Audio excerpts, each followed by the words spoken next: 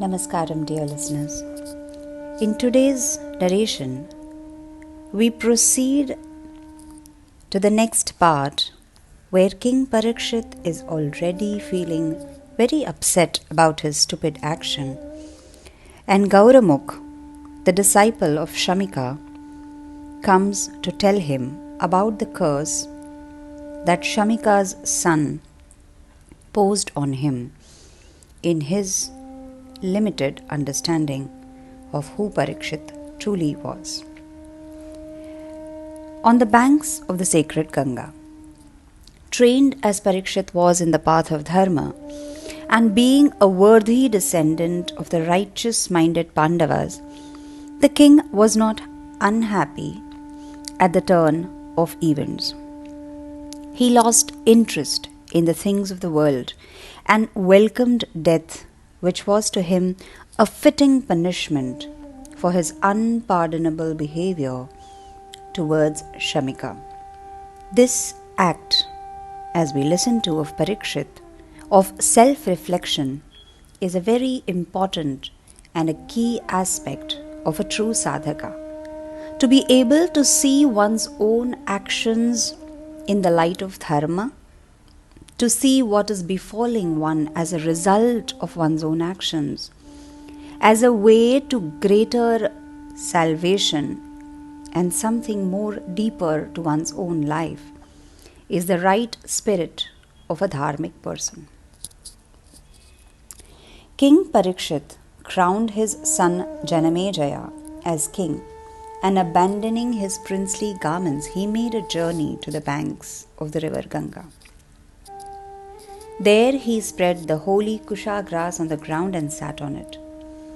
He had decided on Prayopavesha, which is fasting unto death with the mind filled with the thoughts of the Lord. He began the preparations for the end, which to him seemed a new kind of adventure. One of the important aspects of a true sadhaka is to have vigilance, alertness of one's words, thoughts, actions, and not be blinded or unaware of how one is thinking, how one is conducting oneself in the world. When one conducts oneself in a dharmic way, one is able to see his or her shortcomings and work on them, rather than shoving them under the carpet, or ignoring them, or defending them, or resisting them, or offering excuses or lying about them. Most of us end up defending, resisting, giving reasons and excuses, or even further, lying to ourselves and lying outside about our own shortcomings. As King Parikshit began the preparations for his end, which to him seemed a new kind of adventure, many Rishis came to his side when he was sitting on the banks of Ganga.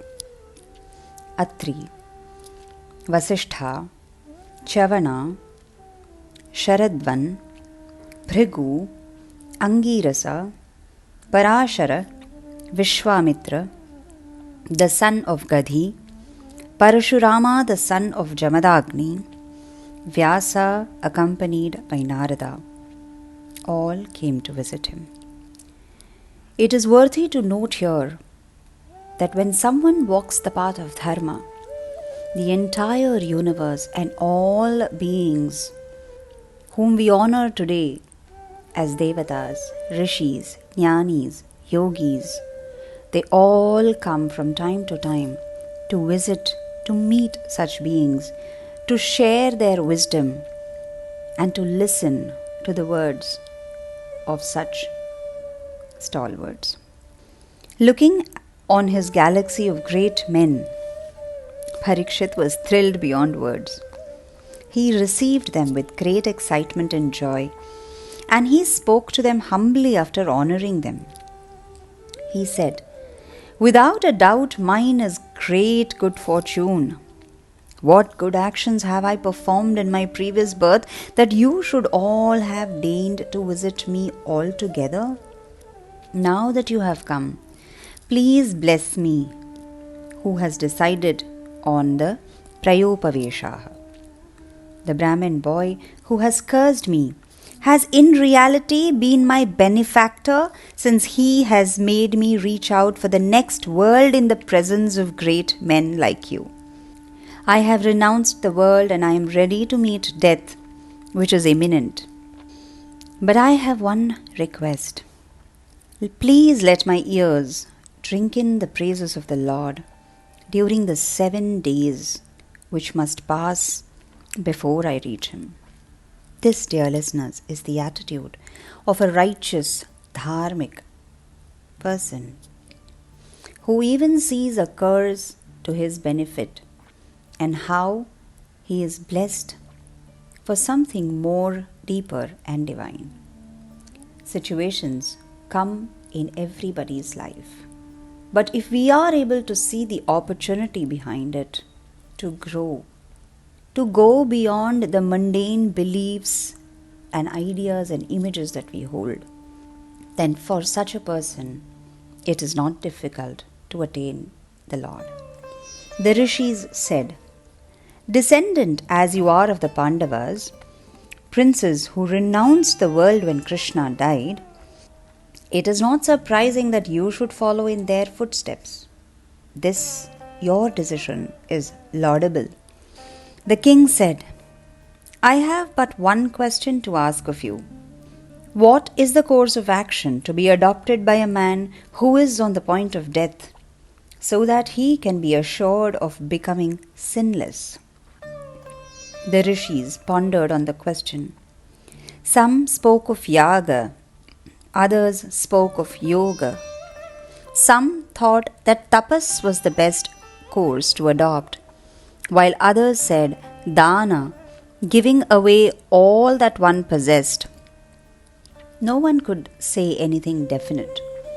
All the paths seemed plausible, but the king was fighting against time, and what could be done in 7 days was indeed a puzzle. 7 days was so short. As for dana, the king had already given away everything he had. Tapas was out of question since there was no time. Yaga also had to be abandoned for the same reason as also yoga, because he had only 7 days on hand. While they were talking this among themselves, there came to them Shuka, the young son of Vyasa. Glowing like a heap of gold, he appeared before them clothed in his own glory. This was indeed a great event. The Rishis stood up as one man and honored Shuka. Parikshit fell at his feet and with tears in his eyes said, "I am fortunate, very fortunate. The Lord who protected me when I was in my mother's womb is still thinking of my good. Or else how could it happen that the great Shuka Brahma should grace the spot where a sinful man like me stands? When great souls like you visit our sinful abodes, you sanctify them so much that we become as pure and good as sadhus worthy of worship. It is said that a house gets purified even by the thought of men like you. What then about a spot visited by you, O great Shuka Brahmarishi? You have come to me. Your blessed feet have trod the same ground where a sinful Kshatriya like me stands. You have graced the seat I have offered you by sitting on it. Great indeed is my good fortune, who has the great Shuka Brahma by his side when I am so near my death. I will dare to ask you to advise me as to the right path to be pursued by a man whose death is very near. Please tell me, my lord, what I should do now to reach the feet of Narayana." Shuka blessed him. he was seated, and after him all the other rishis. Shuka said, I have come to you for the sole purpose of telling you the glory of Narayana, which is the only recital worth hearing. My revered father Vyasa has composed the Bhagavata Purana, and I learnt it from him.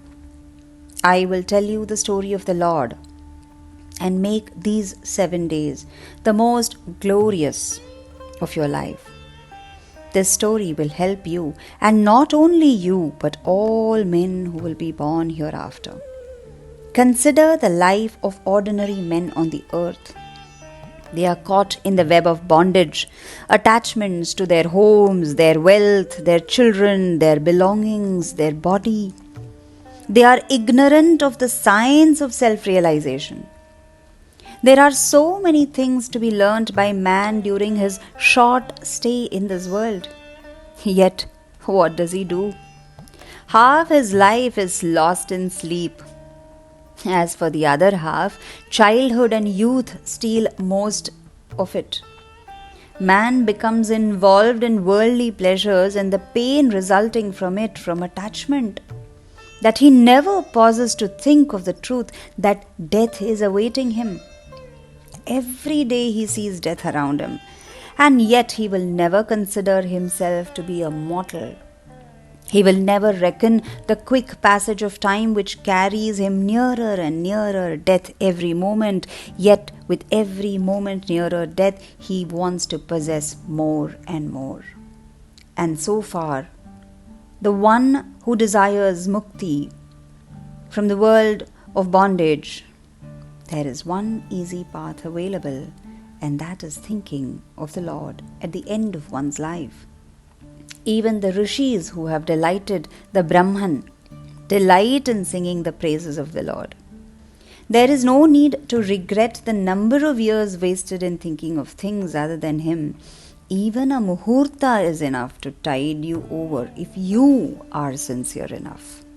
Dear listeners, while Shuka announces this to King Parikshit, it is very important to understand that one who has never lived a dharmic life, never thought beyond himself, his own family, his wealth, his children, cannot invest or even think of the Lord towards the end of his life if he has not practiced so in his life. This advice that Shuka Brahmarishi offers Parikshit is valid for Parikshit because he had always led a dharmic life like his ancestors.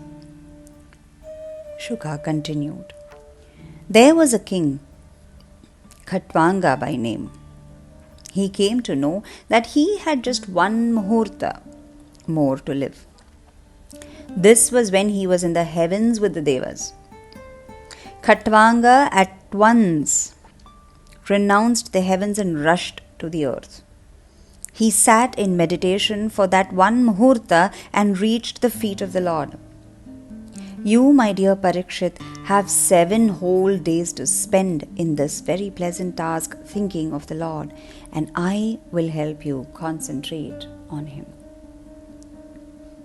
The Lord's grace on Parikshit is seen through the various Rishis who visited him, and in the form of the messenger as Shuka, who comes to directly give him the 7 days of Bhagavatamrita.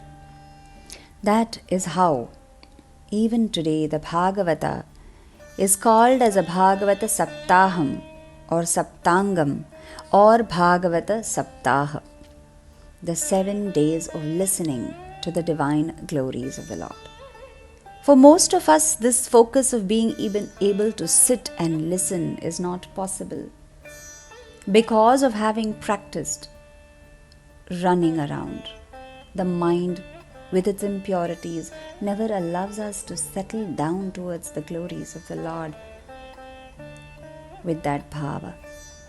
Hence, karma yoga, bhakti yoga become a very important part that through seva and contemplation of the Lord, the malam of the mind is slowly but surely eradicated for it to receive the pure bhakti and wisdom of the Lord. Dear listeners, it is worth a thought, whatever be our age, wherever we are in our life, how much time do we ever spend in a day thinking of the Lord? And how much time do we spend in all the mundane aspects of the world, power, in our images, in what we call as our family, children, wife, husband, wealth, property, and so on. As we sow, so shall we reap. What are you sowing in your life? Try and contemplate on this, and maybe if you wish to write down, do pen down your thoughts. Hari Om.